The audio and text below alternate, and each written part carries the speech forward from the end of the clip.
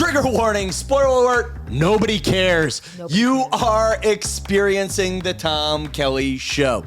I am trying to get a few good shows in the bank, evergreen shows, topics I want to talk about, because I'm hopefully, by the time you're seeing this, working a lot, or I am dead. I'm going to go with the first. I am hoping for the first. Folks, I'm now doing my video will here on the program. No, I'm obviously alive, and sometimes Jeanette, by the way, I'm with Jeanette Barber, best-selling author, Emmy Award-winning producer. Hard out. Jeanette is my lifelong mentor. There we go. I knew her when I worked at Rosie O'Donnell. She's been on the program, God, 5 to 10 times now.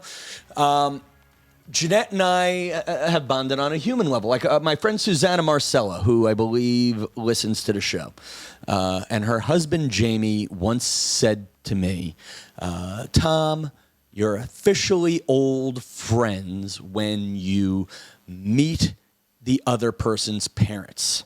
And Jeanette has met my dad. We'll do that story in a second.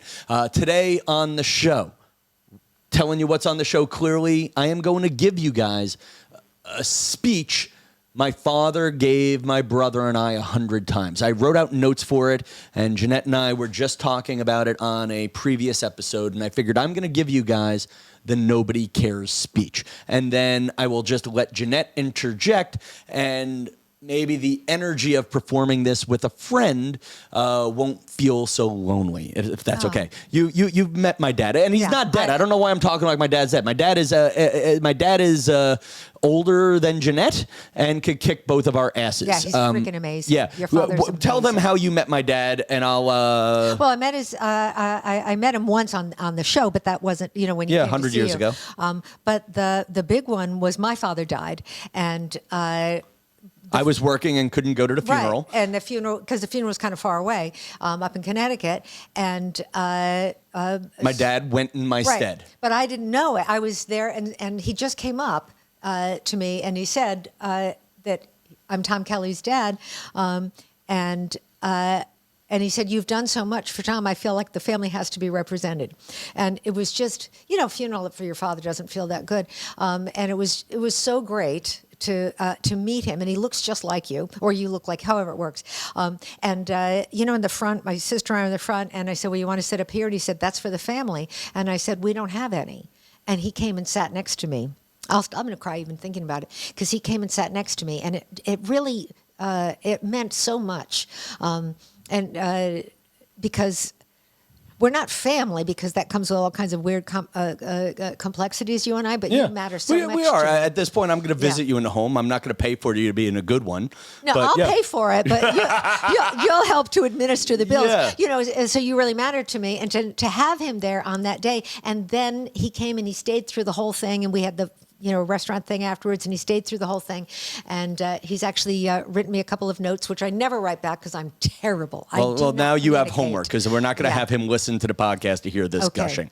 But I do. I absolutely. So he's wonderful. And when you meet Tom's father, you go, that's part of how you became so wonderful. So we were kind of talking about this in between shows about being out there. I don't really talk about my family on the show. And I find that actually hurts me as a comedian at times, because, frankly, there's just too many people who have an opinion, and it's a strong opinion, and they're the opinions I care about, one. And then two, they'll be, because I am raised by proper people, it'll be, well, why did you say that? Why do they got to know that? They don't got to know my business. You do your own act. And that's kind of close to me impersonating my father. And also when he's mad, he likes to call people Jack, but that's another story. Well, you listen here, Jack. But anyway, my father is a great man. He was a New York City firefighter. He, God bless, was a Marine reservist during the Vietnam era, but doesn't like to tell people that unless you clearly say he was a reservist and nobody shot at him, because he's so friggin' honorable that he doesn't want to steal the valor of guys who saw action. Yeah, integrity. He's a real integrity is my fucking father. Yeah. And my father and you is, too, by the way. and I'm sorry to swear, but integrity is the word for my father. And my brother and I grew up. We were probably the middle class class kids in the upper middle class neighborhood would be a good way to put it. The tribe went out to Brooklyn. My brother and I, not the best in school, though I was better than my brother. but then again, he also likes to point out his bank book is doing much better than mine now. But we would argue, with my pop, and it was, we would argue with my father about how life wouldn't be fair about something. Like, why does this guy only spend an hour on his homework and I got to spend 2? I might as well not do it. It's not fair. And it's funny. I've been writing it out in an essay form to perform on the show, and I just couldn't find it. So I'm going to do the nobody cares speech because we've been talking about this today. Life isn't fair. Nobody cares. And this is what your father would say. All the time. Life isn't fair. Nobody cares. And it sounds like a dickish thing to say, doesn't it? To say that to an 8-year-old, 9-year-old, or whatever, right? But it's right, and it's a lesson brilliant. you need to learn. It's a lesson you need to learn. Now, he, especially when we were younger and more sensitive, he would say, I do care, but... we care, but I care, but you have to accept to a certain degree, life isn't fair, nobody cares, and at the end of the day, no one's running around to pick up your damn pieces, okay? Right. Listen, I am working in television after 2 years of not getting paid by certain people at ABC. I'm working with them again. Did anybody start a GoFundMe for me? No. Does anybody say, hey, let's put you on TV and sell the podcast? No. Nobody cares. Nobody cares. It's up to you. Your father is brilliant. And when I have something so good, they'll notice, then they'll care. Well, he doesn't mean that nobody cares about you. Nobody cares about whining. No one cares about poor me. No one cares. And so I want to record the advice for my nieces, nephews, my friends' children. There's a whole generation of kids that need the nobody cares speech. Yeah. In this not just age, kids. It cares, and you're right, people my age too. Like, we're in this age of, they don't like me because I'm this or I'm that. It's too hard. And it is true about certain things. Listen, not everybody starts on first base or second base or third base. And what's funny is you talk about like first base, second base, third base. Listen, as a white male, born in America, I might have been born on second base. Okay, I only think of that in terms of sex, so I think but first base, second base. So I'm a little confused. Oh God, you know what I mean? Yeah. Like further closer to scoring the point, whatever you want to call it. Okay. Jeez, way to turn my father's advice into a bed. So yeah, I was born on grabbing boobs. Thank you, Jeanette. You're welcome. I'm here for you. No, but like I've also seen millionaires who slide back to second and first base. Right. Like I know kids who grew up rich. And they can't afford to live in the neighborhood their parents raised them in now. Right. So this whole I was born on first base, second base, yes, it is an advantage, but it's an advantage you could screw up because not everybody knows. Nobody cares. Nobody cares. Nobody cares that your parents were mean to you. Nobody cares if you were abused or not abused. And that's awful to friggin' say. All you have is what you can control. And I'm giving the speech out loud because I, need to get over my own whining. Mm-hmm. I mean, if this whole podcast, you said it, it's a podcast, not a conventional, but I've been using this podcast to get over a hump. And sometimes I wonder if I'm just whining so much that I'm not pulling myself out of it. But it's tough advice, man. You just can't. And people don't give it to children anymore because they don't want to hurt the kids' feelings. Your feelings are supposed to be hurt. I mean, like, you got to think about this even just from the balls or the lack of awareness or the need to empower your children. You have to be a little bit of an asshole to look your 8-year-old kid in the eye and say, nobody cares. Do your homework, And he's not wrong, Yeah, I don't think an asshole. He's doing that's the best thing you can do. He's making you, he wants you to live in the world as it is. And at the end of the day, you may not have the gifts other people have, and you have to figure out how to get around it. Like for me, actually a great piece of advice my Uncle John gave me once was I was a film student at NYU for a summer, and Uncle John said, well, listen, we're from a family of connections of bankers. We have people who work in hospitals, and your mom works in education, and maybe you got fire department connections. How the hell are you going to make it in television? And he's right. I kept sending my resume resume, and I did all this stuff at Quinnipiac, and nobody cared until I tried to think my way around it. Actually, Sarah Haynes had a great line once. Sometimes you gotta find a window when the door won't open. And I've always spent time trying to break through the wall. See, I was raised as a break through the wall kind of a person, and that may not be the right way either. Instead of trying to break through the wall, is there a way to find a window is another good piece of advice. But at the end of the day, I didn't have the friends, didn't have the family, didn't have this, didn't have the connections. You know what? In the end of the day, Jeanette, nobody cared. But you make your own. That's what nobody cares means. Yeah. And then at the end of the day, my father would say, people care. The family cares. God cares probably. And he would say, I care. But there's not much caring can do. And life isn't fair. How do you deal with that? And that meant that, at the end of the day, too, that I had to work my ass off to get a C+ or a B- when other people would work their ass off and get an A, or there were other people who would just get an A.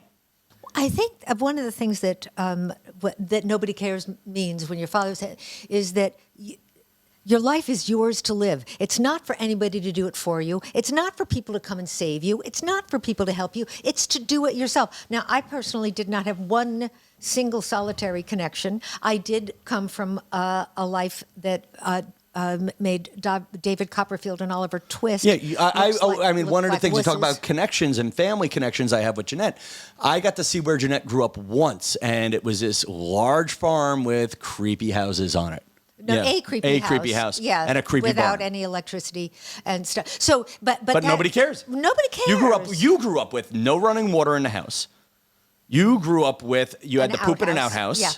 And you grew up with, and I saw this by the end, your father's living room was actually collapsing, and you could not walk in the living room for fear that you would fall down a floor into the basement. And that's the thing. You said something earlier, that it doesn't matter if you were abused and all that. And that now you can say that's heartless, but listen, it does, and it's something you have to come back from. But if you use it as an excuse, I had a really hard life. I know people like this. It's like, shut up, because so it was hard, big deal. It was hard, and I was gigantically fat, and I was viciously bullied, and I don't think anybody was supposed to save me. I think I was supposed to save me. That's what your father meant. Nobody cares what happened to you, Jeanette. Nobody cares. And I used to carry it like a burden when I was young. And then you get to a point where nobody cares because you can do it. How could you get into TV because you had, banking and fire people? Well, you did it because you wanted to, and you decided you could do it. And you got the job. And you were so good, and you stood out. You were different from the other people on that show because you didn't have what you wanted, and you wanted it, and you were willing to do anything to get it. You didn't expect anything. Your father told you exactly that. Nobody cares. Well, and that's the next one too. Is then like for me, I had to be aggressive about finding my window. In that case, I was sending resumes to Letterman, to this, to that, to Conan, whatever. And then my cousin Jennifer, a physical therapist, had a friend who interned at Conan. And that was my foot in the door 20 years ago. Now, I know the world has changed again with computers and this and whatnot. And I honestly don't know how you network nowadays in this age of internships. Like I have a nephew who, God bless him, is interning in a great place. But you wonder, how do you intern? Like even at ABC right now, half the people are only in the office 3 days a week now. How do you kiss butt? Like honestly, half of what got me in from my career went from Conan O'Brien.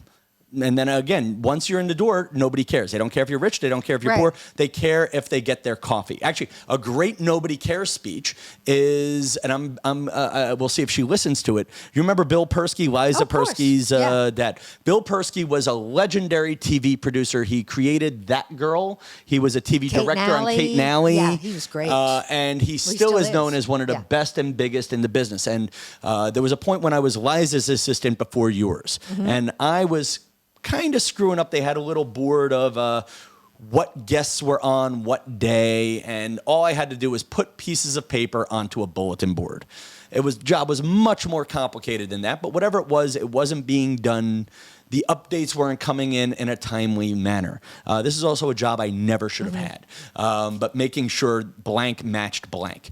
Anyway, Liza gave her father's speech, which is the watermelon The watermelon speech. I love this speech. Okay, America loves the watermelon speech. Where one day Mr. Persky is directing an episode of Kate and Alley, and I guess every day somebody would bring around fresh fruit to the crew. It was an intern or something. An whose intern. job it was. Yeah, let's make it an intern. It's better for because I think it was. yeah, Or an assistant, but I think it was. yeah, whatever it was somebody down the totem pole. Yeah. And I guess one day there's a rotten piece of watermelon on the director's chair that he's supposed to eat for the post-lunch snack. And I guess Bill Persky then looks at this and goes, "This is awful watermelon. Who the hell would give me this? I'm a TV director." Persky allegedly shut down production, goes and tracks down the intern who gave him the bad piece of watermelon and says, "Do you see this crappy piece of watermelon? This is all I have to judge you with, is this piece of watermelon. I don't know if you're a good worker. I don't know if you're a bad worker. But you know what I know? I got a bad piece of watermelon." Yeah. Now, there's two ways to look at the moral of that story. One, Bill Persky is particular about his watermelon. And then the other one is too, but that at the end of the day, do the little things right. Well, that was because the little thing I remember hearing was that he said to the person, whatever his job was, he said, "You may want more. This is not, you're not in television because you want to do this, but this should have been cold. This should have been crisp. This should have been on time. This should have been perfect." Yeah. Because when you work like that, that's when you grow. And that's when you notice people to do it. So you do it yourself because nobody cares that you don't feel like bringing in the watermelon. Nobody cares that there wasn't any good watermelon in the refrigerator and you had to walk 2 floors. Nobody cares. All that matters is that end thing. No, and nobody cares. Listen, and let's make this about me in the 21st century. I was emceeing a comedy show at the West Side Comedy Club. I think I'm there at the end of the month in August. I decided to do a small show to keep the sets and the reps up at another club. And then I got stuck on the subway. And the show starts at 8. I'm the MC. I'm the first guy. You can't swap the MC out. You know what happens? I got there 3 minutes late. Luckily, it turned out okay, but the guy was very stressed. But you know what would have happened if I was 10 minutes late? Were they going to cancel the show? There were 200 people there. And at the end of the day, I was late. And you know what? When they booked me a little bit less, they don't care if you're on the subway. They care if you're there on time or not. Right. They don't care if and again, at the end of the day, these nice people don't care if the booker likes you. You know, like if you want the booker to like you, you got to be low maintenance. At the end of the day, they don't care what's wrong with your day. Were you funny? You're not Were on you time in show business if you're not 15 minutes early. Yeah. You're not. There's absolutely. Well, that's what the trainer says. No excuses. I love that. No excuses. There's no excuses in life. It is what you make it. And society is turning into this thing, this victim thing, that nothing is anybody's fault and nobody can have any feelings hurt. And that's the stuff that makes you stronger. I had nothing, by the way, because I told you that. I had no connections at all. I wasn't doing anything. I was failing at everything I wanted. I started doing open mics and I built an act and was going around. But actually, was there a moment as we're closing in on the 20-something minute, and I'm wondering at this point how many people have been inspired by this conversation, and how many people are now just jumping off of cliffs and bridges, mad because they're feeling bad. We've attacked their victim. Well, no, but it's not even be a victim, but it's a moment of empowerment. Don't be a victim. Don't be a victim. It's a moment of empowerment. Listen, I got a list of women who have broken my heart, and you know what? Nobody cares. Not even the women who broke my heart. And you shouldn't either. Yeah, and the 2 or 3 women who broke my heart, they are nursing their children, living great lives right now. Mm-hmm. They don't care, and I was inside of them. So if they don't care, it's a disturbing image. Yeah, I don't know. Yeah, I was trying to find a way to make that funny, and instead I went for crude. If you can't be funny, just aim for crude, people. By the way, there goes our rated G rating on the show. But then again, we did say second base. Everyone's born on boob base. It did seem, But I guess what was the moment where you saved yourself? Listen, you were fat, you got skinny. There isn't a moment you save yourself over and over and over throughout your life. You have to continue to save yourself because you're always going to fall in the water and you will always have to climb up again. So I don't think there is a moment. There's endless moments. They're not over. And I think that for me, because I think you have to decide that you are going to be happy, and you will do anything it takes, and you will do whatever it takes, and you're not going to fucking whine about it, because the whining, it's a thing in my life actually that's driving me out of my mind right now, listening to people whine. Really? Oh my God! Well, Yeah. I can't, I can't do it, and I can't lose weight, and I can't exercise. It's too hard. Oh, shut up. Go out and do it. But what's that moment that makes you go out and do it? Because I've seen you up and down. I've seen you get your heart broken by people. Well, that's what I mean. You have to save yourself over and over and over. What was the initial moment? The most recent moment that made you say, recent. Yeah. I haven't had to save I've been pretty happy lately. I would say that in the very beginning, early life, it was, there's a place where you're absolutely miserable, and then there's a place where you're depressed. Right underneath there, right under that one.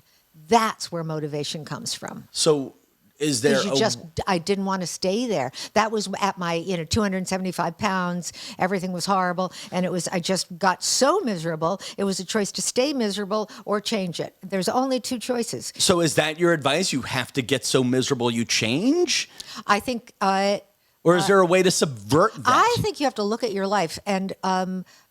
no, I lost a lot of weight recently, but this is an example for everything. Is somebody that had just put on a little more weight, and at first he said he didn't know how, and then he mentioned what he ate. Well, we've solved that mystery.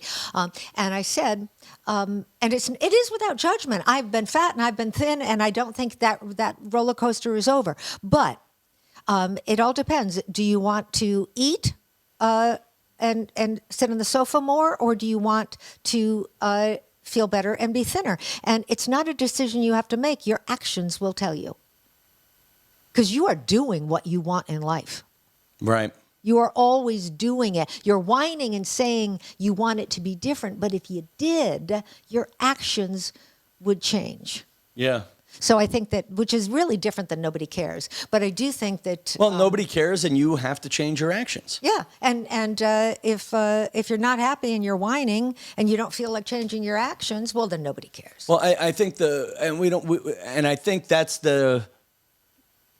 I think I'm not necessarily ending the show on I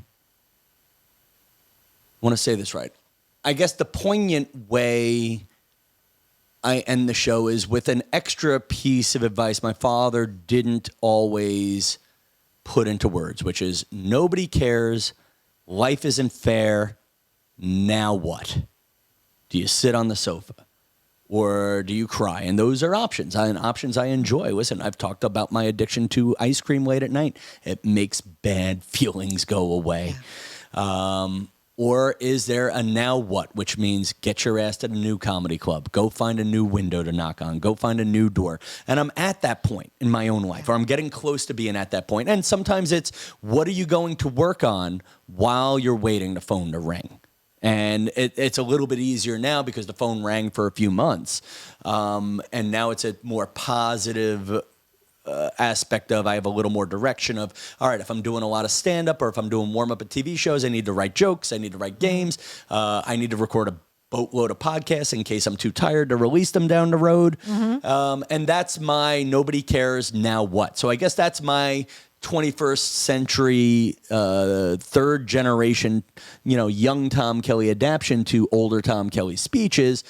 Nobody cares, people. Life isn't fair. Now what? Tell us in the comments, okay? Yeah, and that's a gift. That's a gift. When I see your father, I always call him Tom Kelly's father to his face. Even though he is also Tom Kelly. Yeah, that's right. And he's actually also the son of a Tom Kelly. Yeah, so I call him Tom Kelly's father, but that is a gift. So I guess that's about it, people. If you have a chance, send me a note, because I do actually care about you guys. We do have a nice little community, like I like to say. We're starting a little religion in our secret Facebook fan group. Nobody cares. Life isn't fair. Now what? I'd love your now what's. And that's all the stuff. And you can even leave it on our YouTube or however you're enjoying the show. If you get a chance, people, please show love where love can be shown. Share this episode with somebody who might need it. And I think until next time, people, I'm Tom Kelly. Nobody cares. Life isn't fair. Now what? Stay there. I will stay here. Stay there. Folks, quick update to the show. Turn down the line. Update on the show. Hold on, Jeanette, this is what I hate about podcasting. Yeah. There's always that moment after the show that somebody says something really smart. Jeanette, new point, new ending to the show. Go. Well, but the thing is, I said nobody cares. Life isn't fair. Now what? You say. Yeah, life isn't fair. Nobody cares, and it's wonderful. Life is so wonderful, and this is something I've just got. The key to happiness is to love every single instant, including the bad ones. If you're going to pick and choose, and you're only going to be happy during the happy ones, well, you're doomed. But I think every single instant, I really do now. I'm different than when we first met 500 years ago. But every single thing about it is great, and nobody cares. Well, nobody cares. Life isn't fair. Now what? What are you going to do about it? And that's where I think the wonder is. Yeah, because you can great. write the, look, people, I was actually taking off the shirt. That's how far we were into this. But I think that's the real button I was looking for is it's wonderful. Nobody cares. Life isn't fair. Now what? That means you're going to take some sort of action, and then that's the wonder because you can take that action, and maybe you can adapt a little bit. Maybe you can't adapt all the way, but if you can at least get on the path to your success story, it's wonderful. So there you go, folks. Nobody cares. Life isn't fair, but it's wonderful. good night, New York, again.